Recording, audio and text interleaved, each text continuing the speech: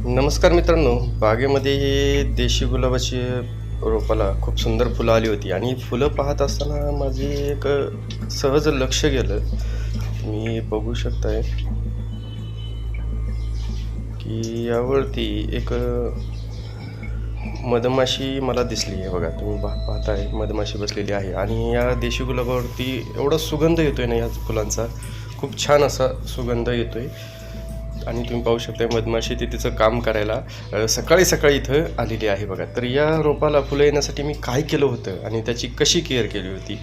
तर एक पावसाळ्याच्या सुरुवातीला मी यावरती थोडी कामं केली होती, त्यामुळे आता सध्या ही खूप सुंदर अशी फुलं येत आहेत. आणि मी साधारणतः दर महिन्याला यावरती थोडीफार खत देत असतो, त्याची थोडीफार छाटणी करत असतो. त्याचा डिटेल व्हिडिओ आपण पुढं पाहणार आहोत, त्यामुळे व्हिडिओला अजिबात स्किप करू नका. व्हिडिओ तुम्ही शेवटपर्यंत पहा, कारण व्हिडिओ माहितीपूर्ण असणार आहे. तर चला तर व्हिडिओला सुरुवात करूयात. नमस्कार मित्रांनो, मी Santosh, Marathi gardening with creativity चॅनलवरती आपलं स्वागत आहे. तर मित्रांनो, हे माझं गावठी गुलाबाचं रोप आहे बघा, आणि तुम्ही याच्यावरती फुलं बघू शकताय. खूप छान अशी फुलं यायला लागलेली आहेत. सध्या पाऊस चालू आहे, तर तुम्ही पाहू शकता यावरती सुंदर असे नवीन फूट पण आलेले आहे आणि नवीन कळ्या येत आहेत. आणि ह्या गुलाबाची विशेष गोष्ट म्हणजे बघा मित्रांनो, याला अशी गुच्छामध्ये फुलं येत असतात. बघा, हे बघा तुम्ही पाहू शकताय. आता इथे एक फूल उमललेलं आहे आणि यावरती अजून 3 कळ्या आहेत. तर अशा पद्धतीने गुच्छामध्ये यावरती फुलं येत असतात बघा. तर हे खूप सगळ्या माझ्या तर माहितीनुसार हे गुलाब जे आहे हे जी आपली हायब्रिड गुलाब आहेत किंवा जी काही दुसरी गुलाबाची रोपं आहेत त्यापेक्षा सर्वात सुवासिक, सर्वात जास्त सुगंध देणारं हे रोप आहे बघा. आणि याचा तुम्ही कलर पाहू शकताय. खूप सुंदर असं हे फुल आहे आणि इझी टू ग्रो रोप आहे बघा मित्रांनो हे. तर मी याला काय केलं होतं, यावर्षी पाऊस थोडा उशिरा चालू झाला होता आणि जूनच्या शेवटी, शक्यतो मी जूनच्या सुरुवातीलाच ही कामं करत असतो, पण पाऊस उशिरा चालू झाल्यामुळे एक पहिला पाऊस पडल्याच्यानंतर जूनच्या शेवटी मी इथून अशी हार्ड प्रूनिंग केली होती बघा. तुम्ही पाहू शकता, हे बघा अशा पद्धतीने हार्ड प्रूनिंग केली होती. त्यानंतरचे जे नवीन फूट आलेली आहे आणि हार्ड प्रूनिंग केली आणि त्याला थोडंसं शेणखत, केळीच्या सालींची पावडर जी बनवलेली असते ती दिली होती आणि निंबोळी पेंड असे खतं मिसळून यामध्ये दिली होती बघा. आणि यासाठी जी 12 इंचाची कुंडी वापरली आहे. खूप हार्डी रोप आहे मित्रांनो ही. आणि त्यानंतरचा हा रिझल्ट आहे बघा. तसं पाहिलं तर हे 12ही महिने तुम्हाला फुलं देणारं रोप आहे आणि खूप सुंदर रोप आहे. एक्स्ट्रीम उन्हाळा म्हणजे साधारणतः एप्रिलच्या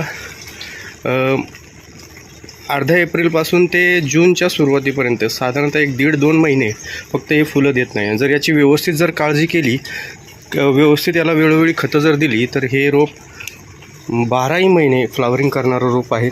पण हा पावसाळ्याचा ऋतू आहे, याचा बहरण्याचा ऋतू आहे बघा. या ऋतूमध्ये खूप सुंदर अशी फुलं आणि भरपूर यावरती ग्रोथ होत असते बघा. याला आपण कुंडीमध्ये लावायचं असल्यास याला साधारणतः 12 ते 14 इंचाची कुंडी आपल्याला वापरायला पाहिजे. आणि जर जमिनीत लावत असाल तर हे झाड, हे जे रोप आहे खूप उंच वाढतं, वेलीसारखं पसरतं बघा. तर अशा पद्धतीने हे रोप जे आहे ते माझ्या कुंडीमध्ये आता बहरायला लागलेलं आहे. मला आता मी या झाडाच्या जवळ उभा आहे, तर यावरतीचा याचा जो सुगंध आहे, खूप सुंदर सुगंध मला इथं जाणवत आहे बघा. असं जर रोप आपल्या गार्डनमध्ये असेल तर त्याचा एक वेगळाच आनंद मिळतो मित्रांनो. आणि याची केअर करणंही खूप सोपं असल्यामुळे हे सहज आपल्याकडे टिकून राहतं बघा. तुम्ही याची मातीही पाहू शकताय, अगदी भुसभुशीत माती आहे. सततचा 2-3 दिवसाचा पाऊस पडतो आहे तरीही यामध्ये अजिबात पाणी साचलेलं नाही आहे बघा. आणि यावरती जर रोगांचा विचार केला तर यावरती डायबॅकची एक समस्या जाणवते.